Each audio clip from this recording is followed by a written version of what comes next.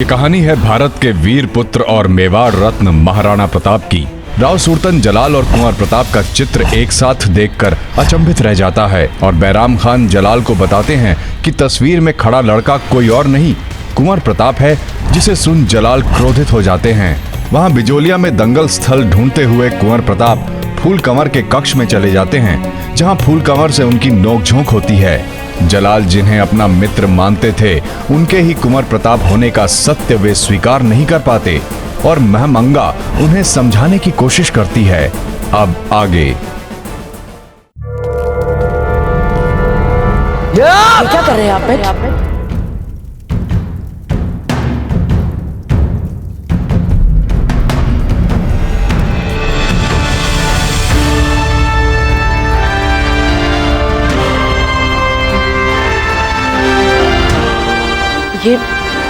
ये आप क्या करने जा रहे थे मित्र?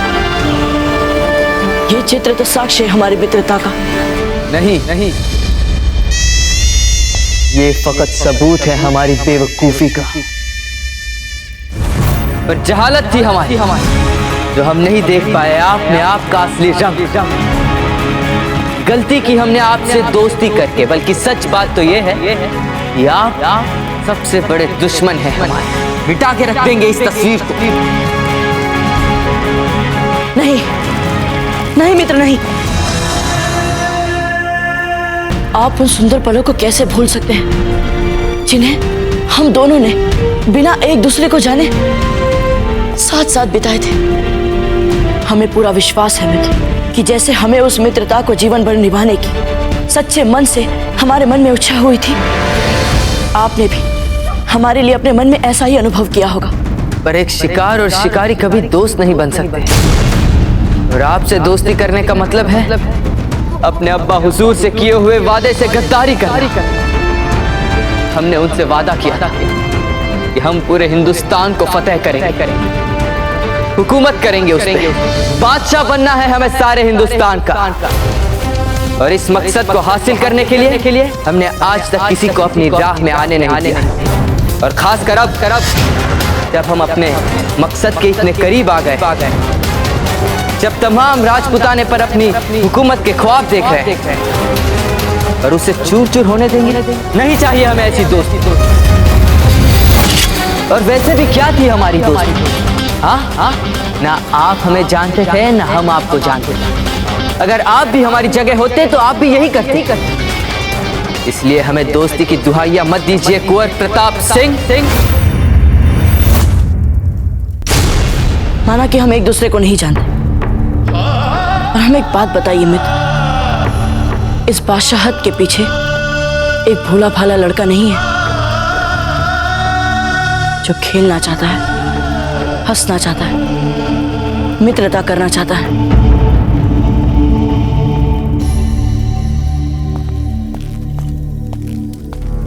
सच बात यह है कि हम दोनों ही एक दूसरे का साथ चाहते हैं।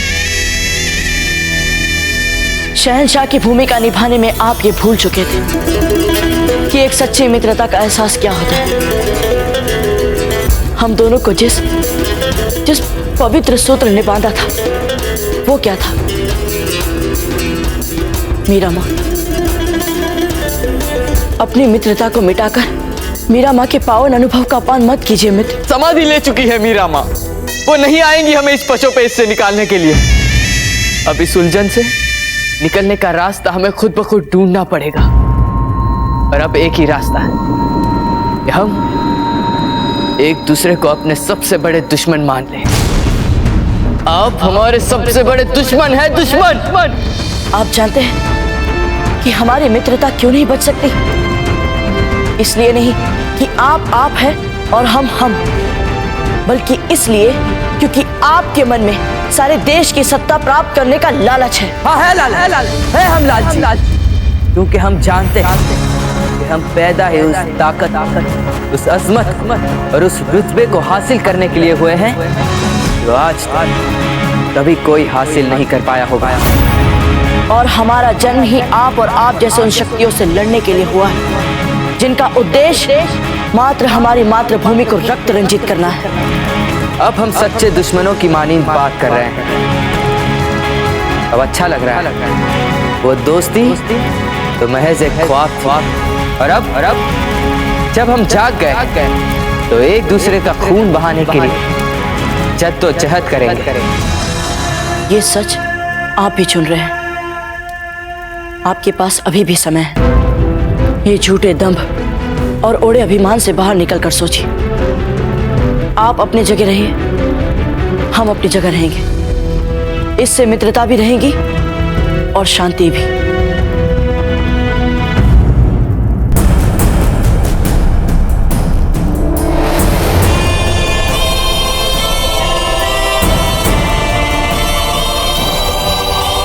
अपने ख्वाबों की तामीर के लिए हम ऐसे 1000 दोस्त कुर्बान कर सकते हैं।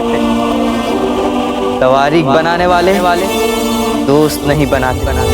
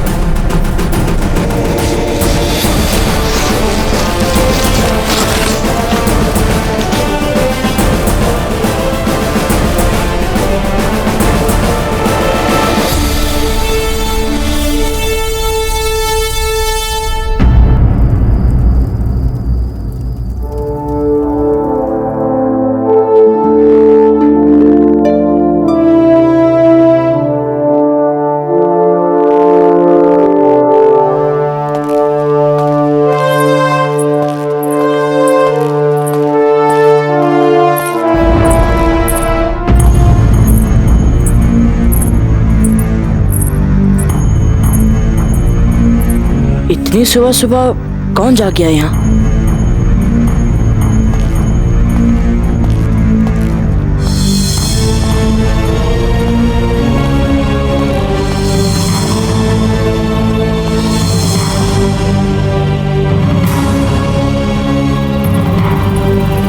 सुनिए।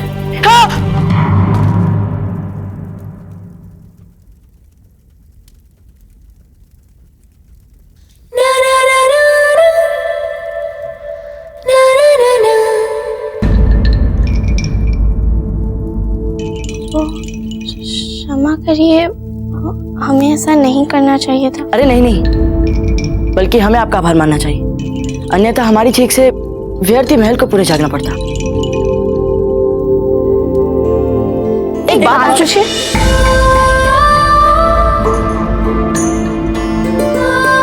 चलिए आप पूछ लीजिए। चलिए ठीक है, हम ही पूछ लेते हैं। आप यहाँ पर इतनी सुबह सुबह कर क्या रही हैं? हम तो सदैव ही जल्दी उठ जाते हैं सुबह। चलिए अब आप पूछिए। हमें क्षमा करिए, पर हम भी यही प्रश्न पूछने वाले थे। हमारा भी वही उत्तर है। हमें भी सुबह सुबह ब्रह्म मुहूर्त में उठने की आदत है। एक और प्रश्न पूछे। अंतिम प्रश्न, सच में पूछे। जी। आपकी हर बात क्षमा मांगने से क्यों आरंभ होती है? वो क्षमा करिए, मतलब पता नहीं।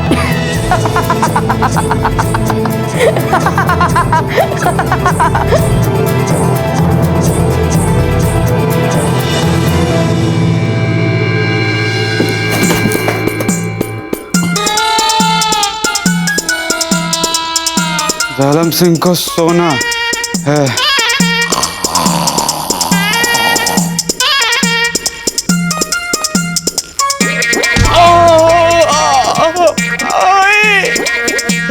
एक तो ये गर्मी बहुत है, ऊपर से जालम सिंह का सर फूट गया, सर सुजा के।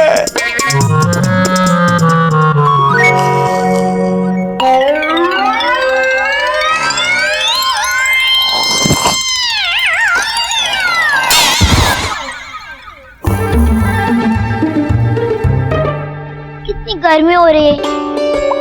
सुबह सुबह हमारी नींद खुल गई।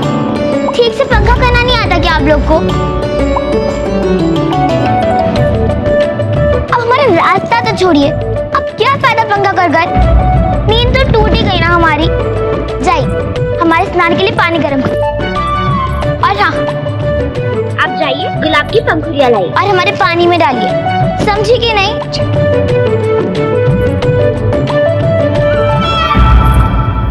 आप उल्टी दिशा में जा रहे हैं, मार्ग इधर है।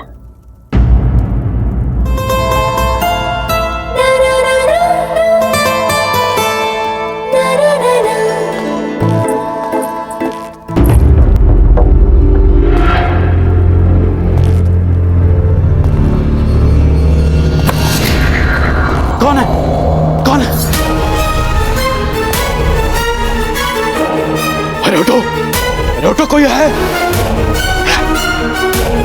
अरे तुम तो उठो, अरे कोई है? अरे सबके सब आलसी बन गए हो क्या? कुंभकर्ण कहीं के।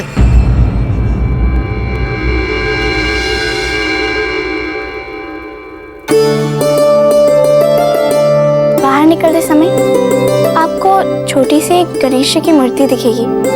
उनके चरणों में आप ये फूल चढ़ा दीजिएगा। पुरोहित जी कहते हैं कि गणेश जी को गुड़हल के फूल बहुत अच्छे लगते हैं। आपको तो पूजा के सारे विधि विधान इतनी सहजता से याद रहते हैं, मानो लंबा अभ्यास हो। वाह! हम जाकर हमारी पूजा संपन्न करते हैं।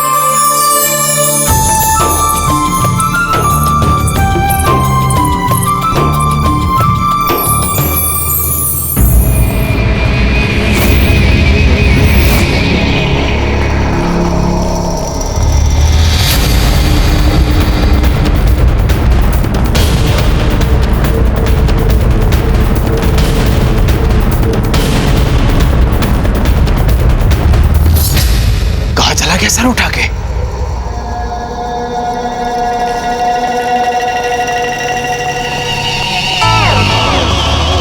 अच्छा, दिन में कुएं पर था और रात में चोर। अभी पकड़ता हूं बच्चों सर उठा के।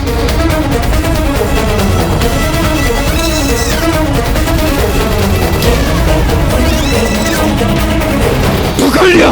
बोल क्या कर रहा था वहां, बोल। आए, कमर तोड़ दी नीचे गिरा के। आए, आए।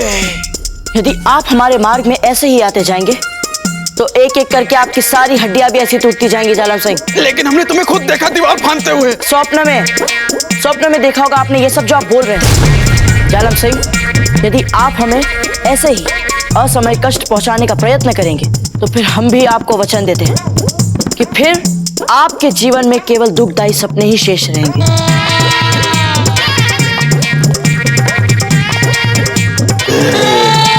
दुखदायी सपने शेष रहेंगे।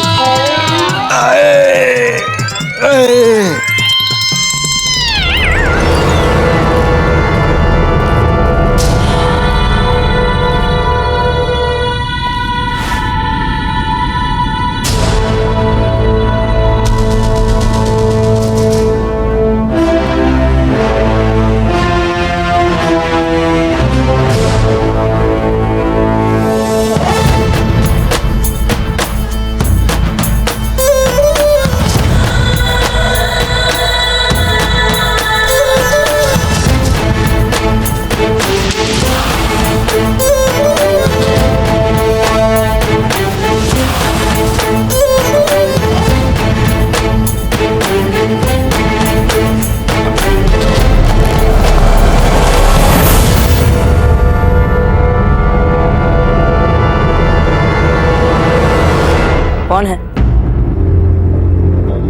कौन है वहां?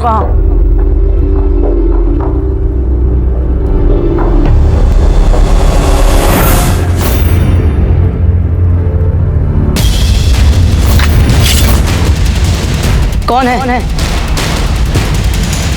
कौन है वहां? सामने आओ।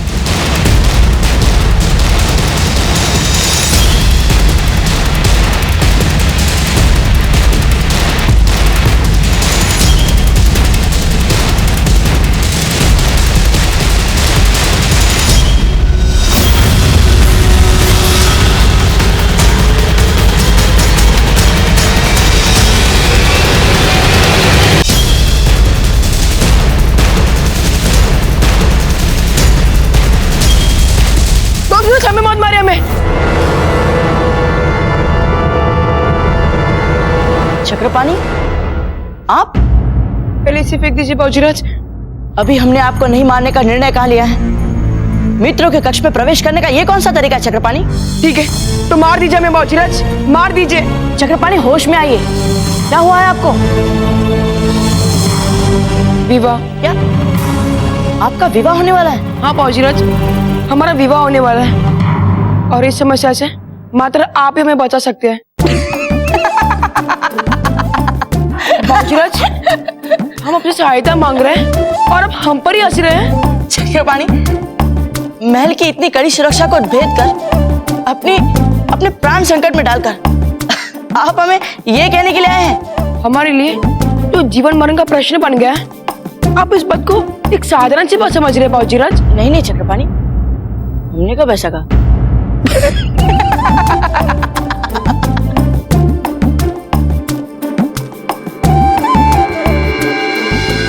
अरे बाबूजीराज, आप हमें बचने का कोई उपाय सोच रहे हैं कि नहीं? चक्रपाणी, ये कोई ऐसी समस्या नहीं है जिसे दिन रात सुलझाने का हमें अनुभव हो। वैसे किसके साथ हो रहा है आपका विवाह? कहाँ जानते हैं हम उस लड़की को? हमें तो बस इतना ही पता है कि लड़की के घर वाले बिजोलिया के हैं। क्या?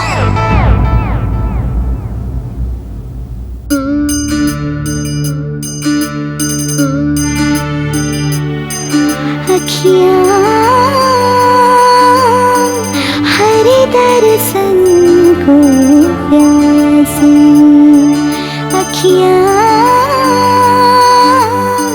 हरि दर्शन को प्यासी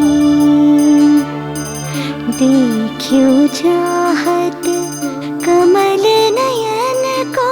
वाह, बिल्कुल हमारी रानी माँ जैसा स्वर।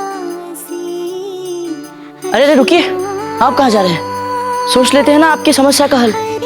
ओ हाँ, हम तो भूल ही गए थे। चलिए बताइए, आपने हमें बचाने का क्या उपाय सोचा है? पहले चलकर देखते हैं कि कौन गा रहा है इतना मीठा। चलिए। केसर तिलक मोतिन की माला, वृंदावन के वासी अखियाँ, हरि दर्शन को प्यासी नेह लगाई त्याग गए तृण सम, डाल गए गल फांसी अखियाँ। भाई साहब उठिए, भाई साहब। अभी तो जब दिन दूसरा चंद ही गया है, अभी तो 8 भजन बाकी है। जब तक ये चलता है तो उन्हीं चीजें हमें।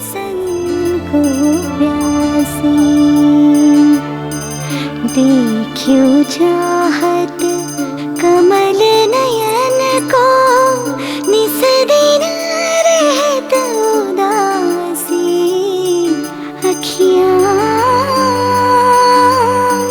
हरि दर्शन को प्यासी। एक दासी होकर इतना अच्छा भजन। बिना सोचे समझे कुछ भी मत कहिए चक्रपाणी। दासी नहीं, राजकुमारी है वे बिजोलिया की। केसर तिलक मोतिन की माला, वो वृंदावन हमारा यूं कहना आपको चुभा हो तो क्षमा कीजिए। मैं हाँ, पर ऐसा क्यों? वो हरि दर्शन को प्यासी नेह लगाई त्याग गए तृण सम, डाल गए गल फांसी अखियाँ, हरि दर्शन को प्यासी अखियाँ, हरि दर्शन को प्यासी।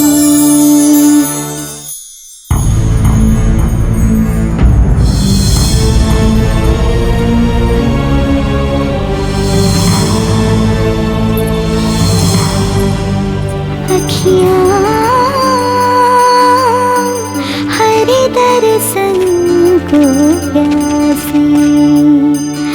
अखियाँ हरी दर्शन को प्यासी, अखियाँ हरी दर्शन को प्यासी।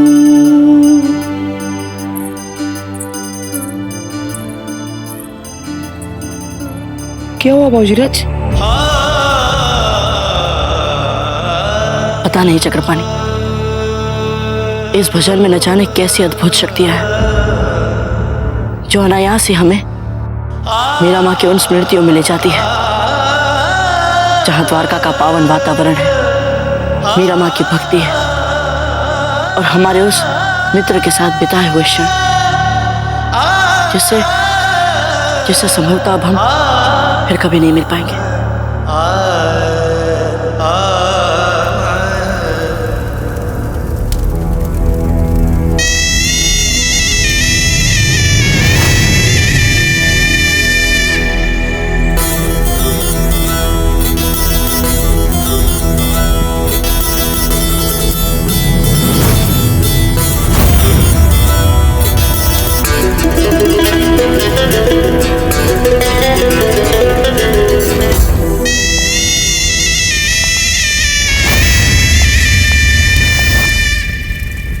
हमारी तमाम तयशुदा मुलाकातें रद्द की जाए।